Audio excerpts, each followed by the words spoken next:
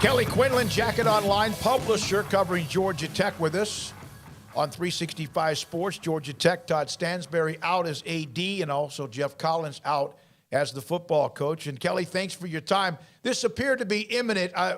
Is it like we don't want the AD there anymore either because we obviously want somebody else to pick the head coach? Yeah, I mean, Todd Stansbury went into the search, in 2018 when Paul Johnson retired. He got caught kind of flat-footed by it, by all accounts. And, most ADs keep a list or have a plan or something in case this happens. And he didn't really seem to have one. And then he went kind of lone wolf on the search. And then he signed him to a 7-year, 100% guaranteed contract for a guy that, won, 14 games, I think, at Temple in 2 years and lost to an FCS team and had some kind of ugly things on his head coaching resume and really never been anywhere more than 2 years of his career. He'd been kind of a job hopper. So all of that kind of started to bottle up on Stansbury, and then he gave him the vote of confidence, and they were considering firing him last year. He said no, give him another year, and basically tied himself to Geoff. So at that point, I think it was inevitable. He also had like a controversy where he refused to pay his buyout to Oregon State, and Georgia Tech had to bail him out. And so all of those things together were kind of too much, I think, for the people in charge, and the whole environment around the program has been kind of sour this entire season. So I think it was time to make some changes for them.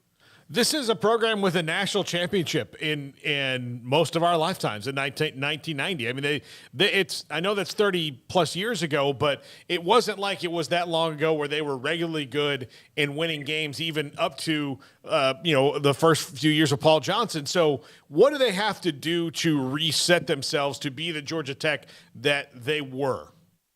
It's funny, 08, 09, 2014, they won the Orange Bowl, finished in the top 15, I think, that year. 2016, they had a really good season. And then, the last 2 years of Paul Johnson were down a little bit. And then they clearly made a bit of a tactical error with hiring Geoff Collins. There's a lot of different reasons why, but I think you need someone that can develop players. This is a place that's not, Alabama, Texas, A&M or whoever. Like, it's not this place that's going to attract, 5-star guys. They don't have that type of NIL money either to keep those guys. So you have to be constantly developing players. It's, a better job than, say, Wake Forest, but it's not that far off from what Dave Clawson is doing there, where you develop guys, or Matt Campbell or different guys. There's a lot of these coaches that found a way to develop players, develop talent, and have a consistent product, and that's what Georgia Tech needs. They don't necessarily have to do what Paul Johnson did, but I think you need system you're recruiting to, whatever that is very well defined. You're looking for these type of players, and it's not, what Geoff Collins was doing, which was trying to clone the Nick Saban model. And, I'm going to take a 6'6" defensive end with this size reach and turn them into something. That's not really how it works. You need to find guys who can play football that you can develop.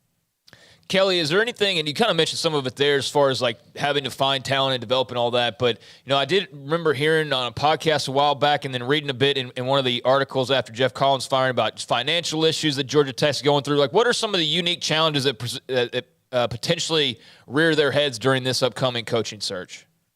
So they have basically a debt that rolled into a stadium expansion that was unnecessary back when George O'Leary was coaching right before he left for Notre Dame. And they spent, $100 million or whatever it was on that, and they've rolled other things into that debt. They've, stadium renovations, other projects. It's $200 million. It's a $15 million a year, $12, $15 million a year loan there that you're taking off the top of all of your athletic revenue. Then you have academic restrictions they're not quite Stanford, but they're pretty high. You have a certain number of exceptions. You can take kids to that, but they still have to be NCAA qualifiers. The other thing that's unique about Georgia Tech is you have to basically take some form of calculus, regardless of what you major in. So, and there's no liberal arts majors either. So it really narrows the pool a little bit off the top in terms of recruiting, what you're targeting, particularly with linemen. And so that's sort of the A restriction. And B, you're surrounded on all sides by SEC teams and Clemson. So you have Alabama, Auburn to the west, you have Georgia to the east, killing people. You have Florida and Florida State and Miami below you, and then you have Tennessee above you. it is a very picked over recruiting area these days. So I think all of that has really changed the game a little bit, and you're batting from behind, and you're capped a little bit financially. This is not a place where they have giant reserves of cash either. So would you say they have to get a coach who maybe is used to dealing with special circumstances? I think you can find somebody that's willing to take that challenge on. Then you need to find someone that's either A, young and hungry, or B, is looking to prove themselves. Maybe they're just, there's some sort of slight against them. The guy that comes to my mind is Jamie Chadwell, who hasn't gotten a look yet. He basically runs actually sort of a triple option offense out of the gun. I think there might be a distaste for that from some fans right now, but there's something out there, whether it's, Tyson Hilton at Western Kentucky running the air raid. There's some sort of system you can recruit to, or you can just find a really sharp guy who will build this thing, like Matt Campbell or Dave Clawson. It's just a question of identifying that person, and they have to find an AD first, which is a whole other complicating factor in all of this. Paul Johnson was really good there, but he ran the bone, right? Triple option. Yeah, triple option. And had the history where he was from. Gailey was, a guy that was a pro coach as well. George O'Leary, I don't, Bobby Ross surely didn't have any kind. Bobby Ross, where was he prior to Georgia Tech?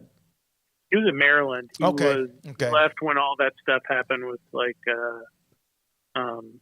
Len Bias dying, and the whole athletic department went crazy there, and he left during that time and came over to Georgia Tech, and then he left for the NFL after I guess it was the year after the national championship, after the 91 season. Yeah, so they've had a mixture of those who have been in programs similar or not. But, I would think you'd want somebody that understands the dynamic. And that's also going back 30 years at this point. It's a little bit of a different game here at this stage. Yeah, Kelly, one of the names that I see pop up, and I think it's because people just say he was a big celebrity and star athlete in Atlanta. He's doing well at Jackson State. Is Deion Sanders.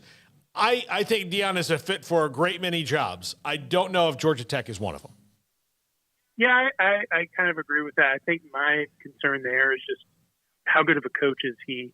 I think he can recruit and do those things. Obviously, where he is, they don't have the type of academic standards. And the thing with his program is modeled after sort of what Bobby Bowden did. They have better athletes at that level than everyone they play, right? They're out-athleting people as well. You're not going to do that at Georgia Tech. You're not going to out-athlete Georgia or Clemson. So I think, that's where I would draw the line. There is some interest there. I think there's some connections, business-wise and otherwise. And Deion's beloved in Atlanta, and it would certainly move the needle. But I don't know if it's a sustainable thing. I think he's a guy that would like to coach in the NFL eventually. So even if he did well, how long is he going to stay?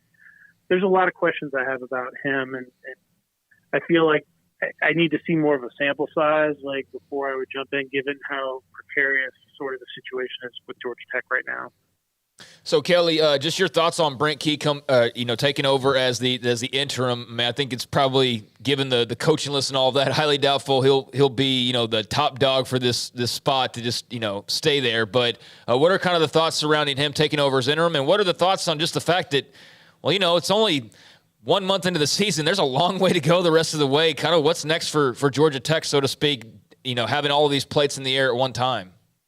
Yeah, I think what did Collins in was just fundamentally unsound thing. Football, they've had 4 punts blocked this season, which I've never seen in my entire life by any team. With Brent, he'll have the guys playing hard. It's interesting because, we mentioned George O'Leary. George O'Leary became the head coach at Georgia Tech because Bill Lewis got fired in the middle of the season. He became the interim coach. He actually didn't win anything. They won 1 game or something with him.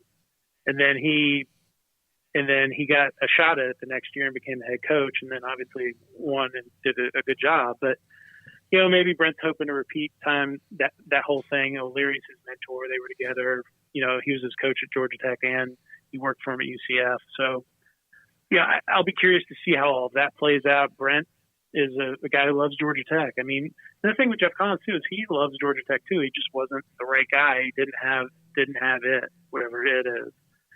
So it'll be interesting to see what Brent does. Kind of, this is an audition for him, which is not necessarily a bad thing for Brent. He's a good guy. I think he'll instill some toughness that I feel like's been missing, but I just don't know. Could they limp into a bowl? Yeah, two of their three hardest games were Clemson and Ole Miss, which are both in the rearview mirror now too. So they really just have that Georgia game at the end of the season, and every other game is sort of a little bit of a toss-up. They'll have a tough game this week at Pitt at 9, but other than that, I mean, you guys saw it. The ACC Coastal was 1-7 or 1-6 last week. Pitt had the only win against Rhode Island. Like, it's not like they're walking into murderer's row either. Now, Stansbury, the AD who was fired, was he not at UCF prior to Georgia Tech, or at one point was he at UCF?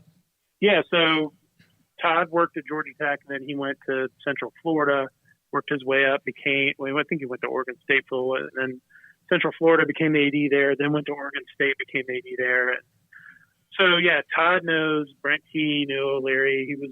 The famous quote from UCF people was that George O'Leary used to tell people that Todd Stansbury was the AD for everything but football, and that George was the AD of the football program, to give you an idea of the power dynamic at UCF.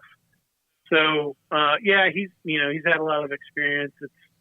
It's just, Todd played football at Georgia Tech. He was a letterman in the 80s.